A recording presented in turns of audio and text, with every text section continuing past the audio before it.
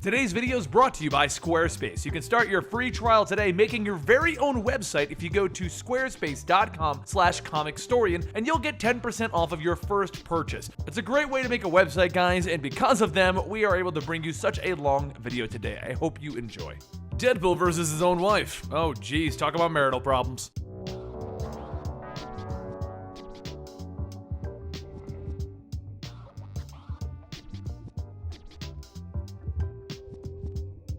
This is the Complete Story series, where we break down your favorite comic books into the most epic of recaps, which includes music, voices, and sound effects. Wade sometimes likes to think back to how he met his beautiful and most current wife. He met her after she awoke from a casket nap. That really should have been the first indication where this whole thing was going to go. Not only is he a terrible person, but Shikla is the queen of Monster Metropolis, which sometimes means that Shikla's monsters wander around in the New York subway, who also happen to get shot repeatedly since everyone in the subway apparently has a gun.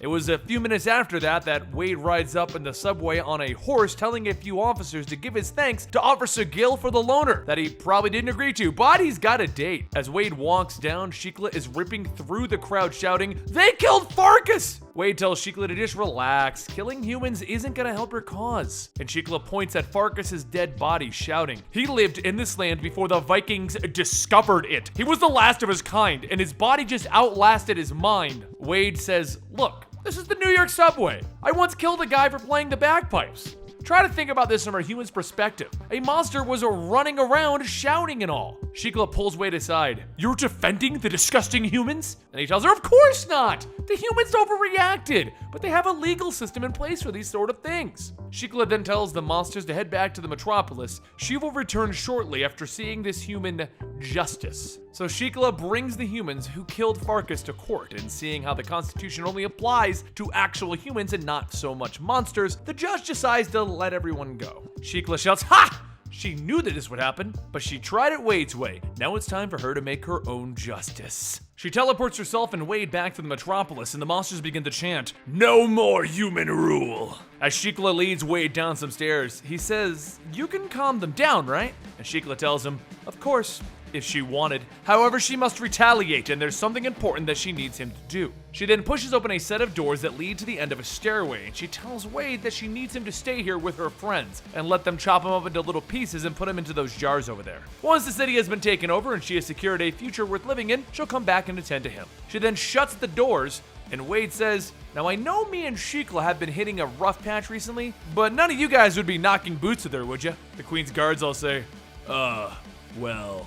And Wade shouts, "You freaking jerks! There's gonna be body parts in those jars, and they ain't gonna be mine." He cuts off the heads of one of the guards, and as the head falls into a jar, it screams. Wade tells him, "Just ask my wife to kiss it better." After fighting a few more, Wade throws some explosives on the wall, stating, "I would love to stay and kill you all, but I got bigger problems to handle." As the explosions go off, Wade runs through the hole into the subway, and as the guards chase after him, he ducks under an oncoming train, letting it hit those guards. As the train passes, another guard runs out, and Wade fires his grappling hook into the back of the subway car's window, pulling himself up. He then sits in the back of the train, and he sends a group text message out, stating that he's sorry to ask like this, but he could really use some help. Steve Rogers responds with, "Too busy with Hydra stuff." The Mercs from Money tell him no. Spider-Man says, "New phone, who dis?" And Luke Cage and Iron Fist, well, Luke just crushes the phone after looking at it. But while Wade is preparing to stop Shikla, she has already begun building up her army, using the scepter of the Manticore. With it, she projects herself all over Manhattan and calls out to all of the monsters, announcing that their queen needs them. She has lived in the corrupt rule of these human pigs for far too long. It is time for them to take back the city. Suddenly, monsters begin to crawl out of the ground in the subways, and Shikla shouts that with all of her subjects around the world, they will march onward to war and to their victory. Meanwhile, over in Mexico, two vampires get ready to head over to New York and talk about what it's gonna be like since they haven't been there in like a long time. Maybe they have a fantastic porno district. A voice tells them, "Nah, Times Square is full of bright lights and people dressed up like candy. True hellhole." Then a stake is thrown through one of the vampire's chests, and the voice says, "Looks like I'm going to be heading back to New York for Wade's divorce. I even warned him about this." And as Blade kills the second vampire, he goes on stating that he'll be damned if he's going to let New York pay the price for that idiot's stupidity.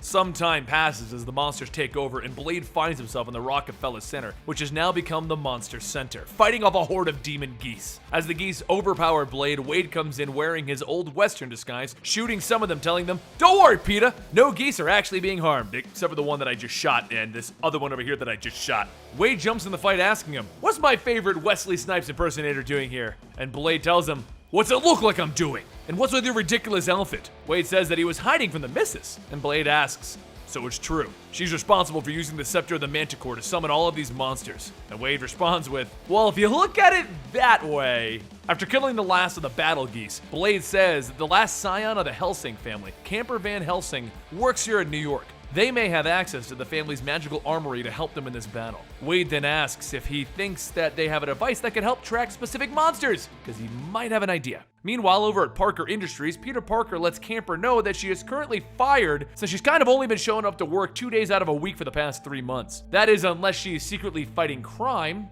And Camper tells him, well, sort of, yeah. She plays a level 66 superhero in the video game Versus. There's only a handful of people who are even over level 60. Peter then asks if the superhero that she plays as is Spider-Man, and Camper excitedly tells him, "Even better, I'm Deadpool!" And Peter just stares at her. As Camper leaves, Peter and Anna Maria hear some destruction happening outside as Sheikla's monsters are approaching. Peter says that it's time to try out their newest innovation in defense, the Parker Brothers. Down below, several robots walk out, covering the Parker Industries building in webbing, and the monster mages begin to summon spiders to dismantle the robots. Peter shouts that they summoned magical spiders to devour the Parker Brothers, and Anna Maria says that he's got to appreciate the irony in that. Seconds later, Peter's phone begins to ring and he answers, asking Wade what does he want. He's kind of busy at the moment, and Wade asks if he happens to be in the Parker Industries building, because there's someone who works there that he needs to talk to. Peter hangs up the phone, telling him that he doesn't have time for this right now. Wait, why is my spider sense tingling? Just as he finishes his sentence, Sheikla appears behind him, telling him, "Hello." Wade looks at his phone, stating, there must have been a bad connection. Oh well, I'm almost there.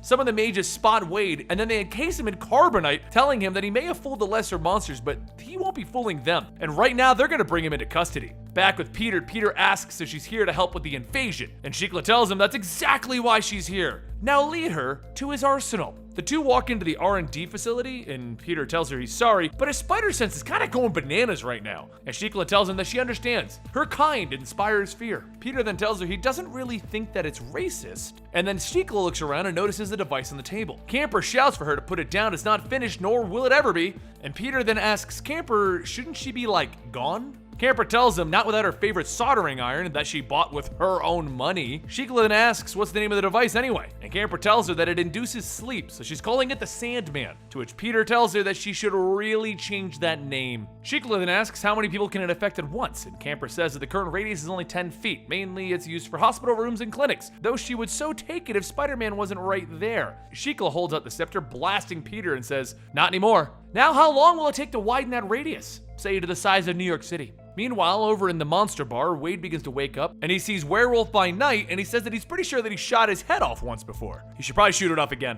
Jack tells him, "Look, I'm here so that I can apologize. I didn't want to be the guy that breaks up a marriage, so I'm just gonna kill you now." Wade then says that he's gonna do him a favor, and using a tiny gun in, well, let's just say a place that makes it difficult to use public restrooms, he shoots Jack in the head. Again. He then fires and makes his escape to the bar rooftops to get to the next building over, but after the rope turns into a snake and tries to bite him, Wade thinks that he needs a better plan. Just then a monster falcon flies by and hits Wade with its droppings, and Wade thinks, monster falcon poo, huh? Seconds later, Wade is riding the monster falcon shouting, "Woohoo, I'm flying!" And the monster falcon tells him actually no, he's flying, and the only reason that he's allowing him to ride on him is because he has a gun pointed at his head.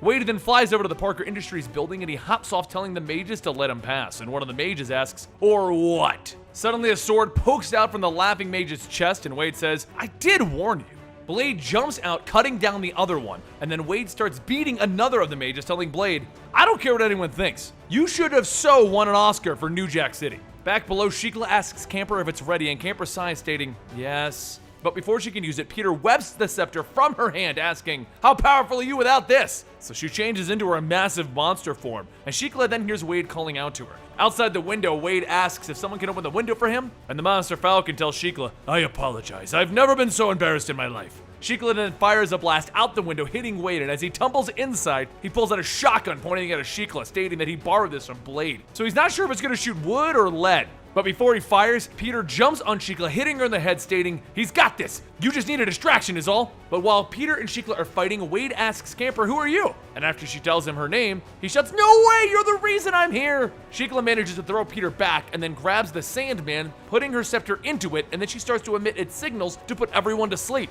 Except nothing happens, and Camper mentions that she may have changed the radius to 0. Shikla instead summons more monsters, stating, "Oh well, time to plan B."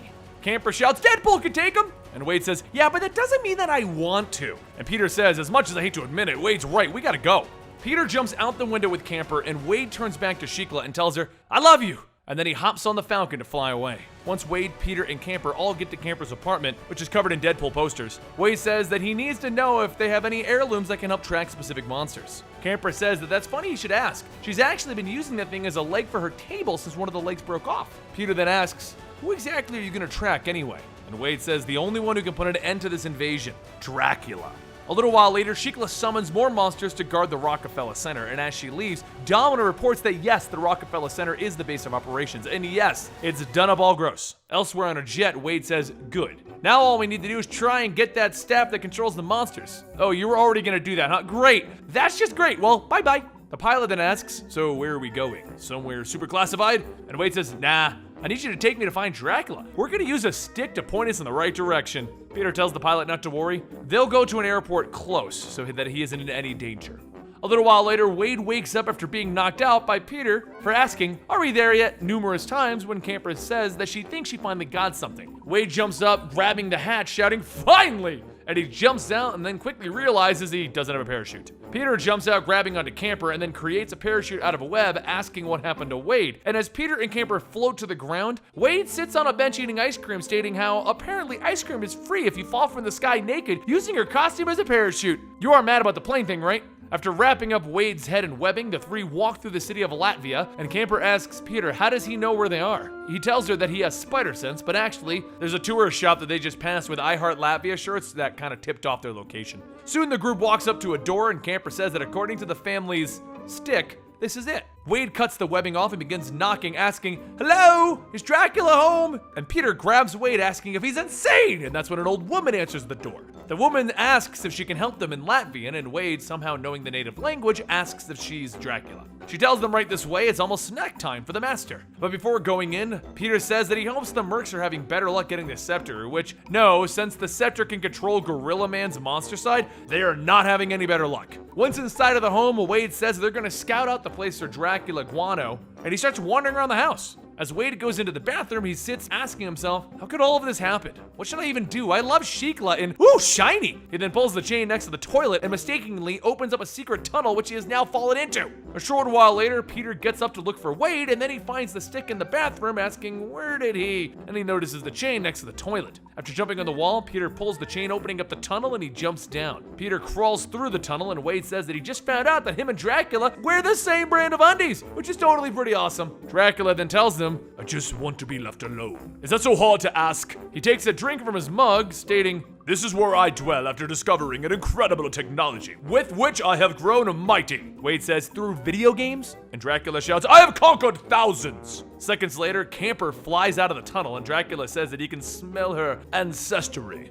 She's a Van Helsing. Though I thought your line had finally died out. Peter tells him that that's not really what they're here for, and Dracula responds stating, I know. You're here to get me to lead my vampire army against that succubus and her monsters, which is never going to happen. Camper shouts, she knows it's because he's a coward. She's heard the stories from her family about him. Dracula jumps up from his chair, grabbing Camper, telling her, I will reunite you with your kin. And Peter tells him, whoa, whoa, whoa, how about we settle this through a video game? If you lose, you come back with us to New York. And Wade says, and if we lose, you get to eat her. Peter tells him, wait. And Dracula says, it's a deal. So Camper and Dracula sit, and Dracula picks his own Dracula avatar that's level 13. Camper switches from her level 66 Deadpool to a level 1 Spider-Man, and Dracula shouts, there is no way that you could defeat me with that. And then the match begins, and as Camper starts to win, Peter says that, for the record, he would never, ever do what she just did to anyone. Is that even anatomically correct? Wade says that he doesn't know, but he's got to find out now. And then back in New York, Mortyish finally shouts that he's done it.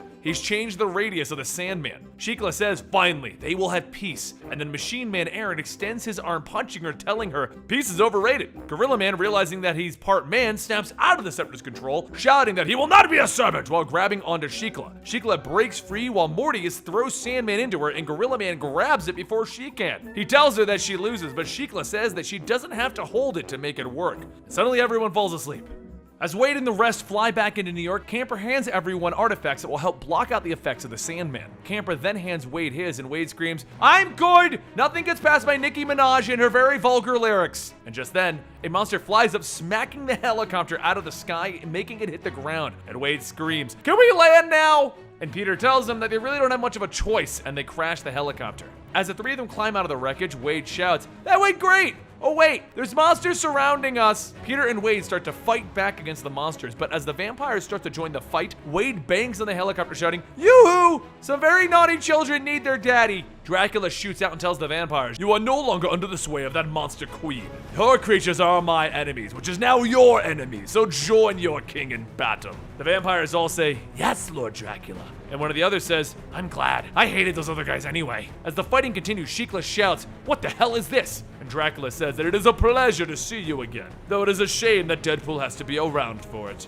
She tells him that she likes mostly how it turned out last time, and Wade shouts, "Aw, this reminds me of the first time that I met you, Shikla." However, with Shikla distracted, Aaron manages to destroy the Sandman device since, well, he's not a human, and he tells everyone that it's time for them to get up and fight the monsters again. As everyone on the ground begins to wake up, Dracula tells Shikla, "We should end this fighting." And she asks, "What are you proposing exactly?" Dracula takes one knee and he says, "I've always wanted you to be my bride, and I must confess that I still want that. Will you marry me?" And Wade shouts, "Up yours, Dracula!" And Peter says, "She can still say no, Wade," except Shikla smiles and says, "Yes, she will."